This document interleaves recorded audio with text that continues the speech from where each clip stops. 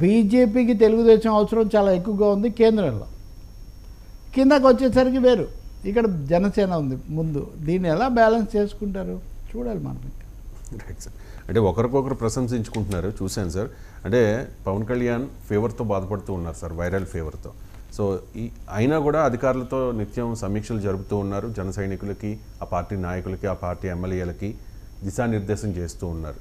ముఖ్యంగా ఆంధ్రప్రదేశ్లో ఇప్పుడు పెద్ద డిజాస్టర్ విజయవాడ వరద కాబట్టి ఏ రకంగా అక్కడ సహాయ కార్యక్రమాలు చేయాలి అనే దాని మీద చంద్రబాబు నాయుడు మీరు అన్నట్టుగా ఆయన తపన బాగుంది అని చెప్పి ప్రశంసించారు. అండ్ చంద్రబాబు నాయుడు గారు ఈ వయసులో 74 ఏళ్ల వయసులో ట్రాక్టర్ ఎక్కి, బుల్డోజర్ ఎక్కి, జేసీబీ ఎక్కి, ఆ ట్రైన్ ట్రాక్ మీద సాహసాలు చేసి ఇదంతా చేస్తున్నారని చెప్పి పవన్ కళ్యాణ్ ప్రశంసిస్తూ మంచిదే. ఇప్పుడు సురభావం ఉండటం, ముఖ్యమంత్రికి ఉప ముఖ్యమంత్రికి మధ్యలో మంచి అభిప్రాయాలు ఉండటం చాలా మంచిది. సమీక్షలు పవన్ కళ్యాణ్ ఆరోగ్యం తొందరగా కోలుకోవాలని కూడా కోరుకుందాం. ఎందుకంటే దేశం అంతా కూడా జ్వరాలు ఇవన్నీ ఎక్కువ ఉన్నాయి. ఈవెన్ వరద నీళ్లు తీసిన తర్వాత జబ్బులు పెరుగుతాయేమో అనే ఒక ఆందోళన కూడా ప్రభుత్వాలకు, ప్రజలకు చాలా ఎక్కువగా ఉంది. కాబట్టి ఆయన కోలుకోవాలని మనము కోరుకోవాలి. But at the same time ఇంకా చాలడం లేదు. సహాయ కార్యక్రమాలు, మంచినీళ్ళు, లోతట్టు చివరి ప్రాంతాలకు రావడం ఇవన్నీ అందడం లేదు. దాని మీద కూడా దృష్టి పెట్టాల్సిన అవసరం చాలా ఎక్కువగా ఉంది. ఇక్కడ అన్ని దురదృష్టం ఏమంటే, నేను మొన్న కూడా మనం హెడ్డింగ్ పెట్టాం, విపత్తులో వివాదం అని. ఈ సమయంలో కూడా ఇందాక అనుకున్నట్టు జగనన్న మాటలకు సమాధానం ఇంకోటి.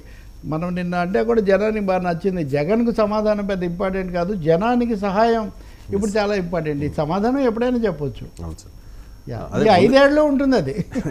ముందు ప్రశంసలు అందుకోవాల్సింది ప్రజల నుంచి, నాయకులు ప్రశంసలే కాదు రవి, ఉపశమనం కావాలి వాళ్ళకి. నిజమైన సమస్య అది. ఇప్పుడు నా మిత్రుడు ఒక ఆయన చెప్తున్నాడు, పడవలో రావడానికి 1000-1500 పెట్టి వచ్చారు. ఒకవేళ వానలు ఇంకొంచెం పడ్డాయనుకో, నిమ్మల రామానాయుడు మంత్రి అక్కడ ఉండి గంటలు పూడిపిస్తున్నాడు. అలా కాకుండా నీళ్ళు ఇంకొంచెం ఎక్కువ వచ్చాయనుకో, ఏం జరుగుతుంది చెప్పండి. సో విపత్తుల వివాదాలు ఎప్పుడు ముఖ్యం కాదండి. విమర్శలు ఉంటాయి, అధికారంలో ఉన్న వాళ్ళ మీద విమర్శలు ఉంటాయి. ఇప్పుడు మీరు చర్చ చేస్తున్నారంటే ఇది ఎక్కువ చెప్పారా, తక్కువ చెప్పారని విమర్శ ఉంటుంది. అదే కదా ప్రజా జీవితం. అంటే అన్ఎక్స్పెక్టెడ్ విపత్తు ఇది కాబట్టి వెంటనే అంటే ఎంతలా చేస్తే ప్రజలకు ఉపశమనం కలుగుతుందో అంతలా చేయలేదనే ఒక విమర్శ ఉంది సార్. దీనికి సంబంధించి చంద్రబాబు నాయుడు గారు కూడా ఒప్పుకున్నారు. అధికారులు కాస్త అలసత్వం ఉంది, జగన్ మనుషులు ఇంకా అధికారులు మాత్రమే అంటే అధినేతలను గురించి కూడా, అధినేతలను బట్టి అధికారులు. సో అధికారుల్లో ఉద్యోగులు ఆయన పదే అంటున్నారు. దాని పర్యవసానాలు ఎలా ఉంటాయో మనం చెప్పలేం. కానీ ఒకటి ఉంది ఆంధ్రప్రదేశ్లో, ఇప్పుడు వాలంటీర్లు ఇదివరకు చాలా కాలం పనిచేసిన వాళ్ళు జీతాలు రాలేదు 2 నెలల నుంచి వాళ్ళు ఉన్నారు. ఈ రోజు నుంచో రేపటి నుంచో అలాగే గ్రామ సచివాలయ సిబ్బంది కూడా ఉన్నారు. జగన్ మొన్న చేసిన విమర్శల్లో మిగతా అన్ని పక్కన పెట్టండి. వీళ్ళు ఉంటే కనుక స్థానికంగా 50 కుటుంబాలకు ఒకరు అని ఉంటే కనుక వాళ్ళకి స్థానిక పరిస్థితులు తెలిసి ఉండటం, ప్రభుత్వానికి ఫీడ్బ్యాక్ వచ్చే అవకాశం నిజానికి ఇంతకంటే మెరుగ్గా ఉండేది. వాళ్ళకి జీతం ఇస్తామన్నప్పుడు మరి ఇచ్చి వాళ్ళతో ఎందుకు మనము పనిలో పెట్టుకొని ఉంటే పెద్ద నెట్వర్క్ ఉండేది కదా రాష్ట్రం అంతా. ఎందుకు జరగలేదో తెలీదు. రేపటి సచివాలయ ఉద్యోగులు కూడా అంతే. రేపటి నుంచి ఈ మద్యం దుకాణాల్లో ఉద్యోగులు మేము సమ్మె చేస్తామని నోటీస్ ఇస్తున్నారు.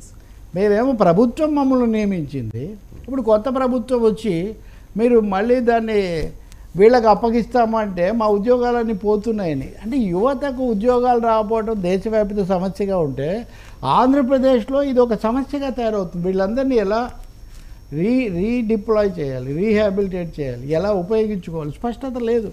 అవి వచ్చే లోపల వరదలు వచ్చి పడ్డాయి. సో ఇప్పుడు చంద్రబాబు మీద, పవన్ కళ్యాణ్ మీద చాలా బృహత్తరమైన సవాల్గా ఉంది. ఇదంతా పెద్ద టాస్క్ ఇది. అండ్ సర్వం కోల్పోయారు సార్ చాలామంది. ఎంతలా అంటే ఇంకేమీ లేదు, మిగిలిలేదు వాళ్ళకి. సర్టిఫికెట్స్ తడిచిపోయాయి, బైక్స్ పోయాయి, ఉప్పు పప్పు మొత్తం ఇంట్లో ఉన్న సామాన్లన్నీ